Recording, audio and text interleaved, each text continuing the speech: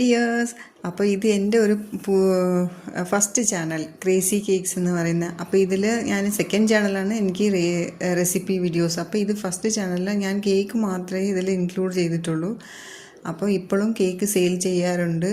Birthday cakes, wedding anniversary cakes, brownie, cookies, അത് എല്ലാ ഇതും recipe video full detail video ഞാൻ ഇൻക്ലൂഡ് ചെയ്തിട്ടുണ്ട്.